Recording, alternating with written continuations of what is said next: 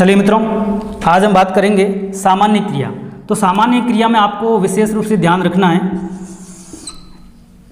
अगर वाक्य आ जाते हैं और आपको पहचान करना है कि प्रयोग संरचना के आधार पर बताइए कि किस प्रकार की क्रिया है इसमें, तो आपको हमेशा उत्तर सही तरीके से देना है, क्योंकि आपको क्या सिलेक्शन लेना है। तो मित्रों, आपको ध्यान रखना है कि सामान्य क्रिया में आपको पता होना चाहिए एक कार्य होगा, एक कार्य होगा, और उस एक कार्य को करने के लिए क्रिया भी कितनी होगी? एक होगी।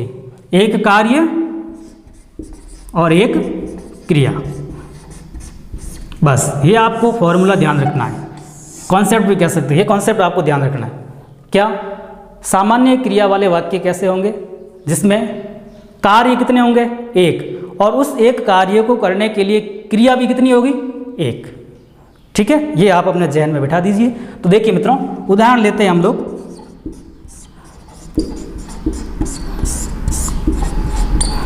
जैसे महेश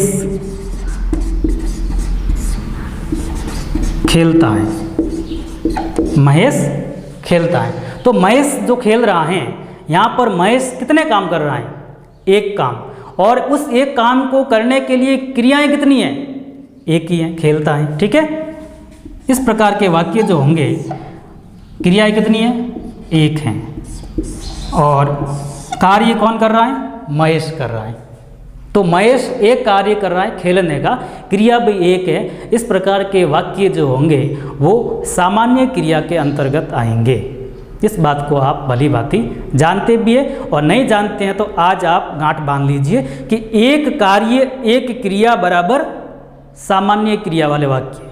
ठीक है, समझ में आ गया आपको? उम्मीद करता हूँ अच्छे से समझ में आ रहा है। और यदि अच्छे से समझ में आ रहा है तो आप वीडियो को क्या करें? लाइक करें, और चैनल पर नए हैं तो चैनल को अभी सब्सक्राइब करें। ठीक है मित्रों, अब हम बात करेंगे मित्रों दूसरी क्रिया की तरफ बढ़ने से पहले एक बार और समझ लीजिए कि जो सामान्य क्रिया वाले वाक्य होंगे उसमें कार्य कितने होंगे? एक कार्य, और क्रिया भी कितनी होगी? एक। ये आप ध्यान रखेंगे, तभी हमारा जो कौन सी क्रिया वाला वाक्य होगा? प्रयोग संरचना के आधार पर सामान्य क्रिया। उदाहरण, महेश खेलता है। ठीक है, अब हम आगे बढ़ेंगे संयुक्त क्रिया की ओर।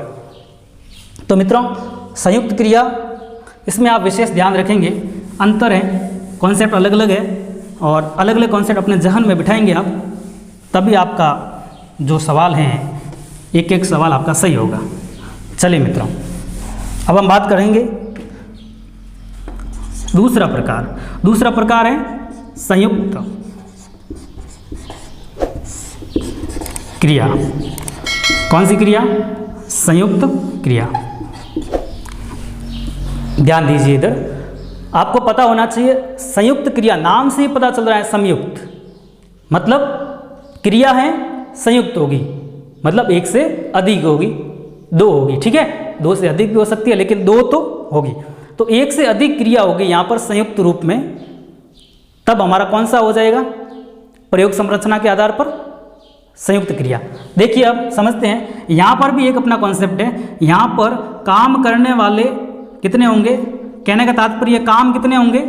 एक काम होगा, लेकिन उस काम को करने के लिए क्रियाएं कितनी होगी?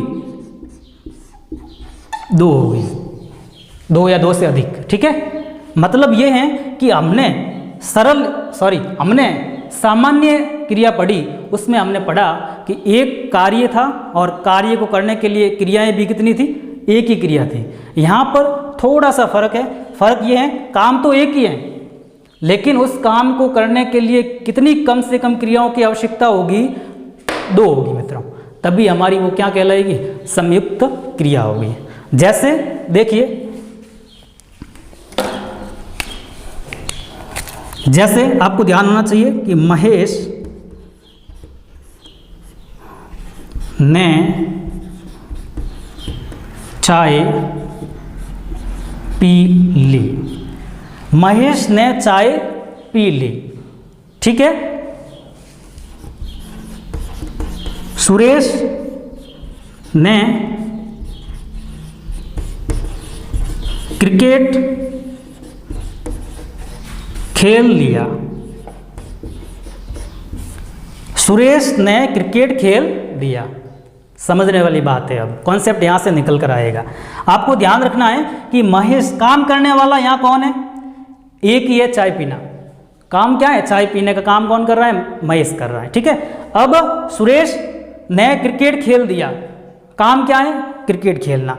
लेकिन इधर देखिए, यहाँ पर एक क्रिया है पीना, एक क्रिया है लेना, एक क्रिया है खेलना, एक क्रिया है देना। देखिए यहाँ पर पीना क्रिया और लेना क्रिया, लेकिन काम तो एक ही है, पीना। काम एक ही हो रहा है, पीना, ठीक है। यहाँ पर खेलना क्रिया और देना क्रिया। लेकिन आपको ध्यान रखना है, काम कितने हो रहे हैं? काम तो एक ही हो रहा है, और उस एक काम को करने के लिए क्रियाओं की आवश्यकता कितनी हो रही है? कम से कम 2। तो ये फर्क है, ये अंतर है संयुक्त और सामान्य में। सामान्य में क्या होता था? केवल एक कार्य एक क्रिया, और संयुक्त में क्या? एक कार्य 2 या 2 से अधिक क्रियाएं।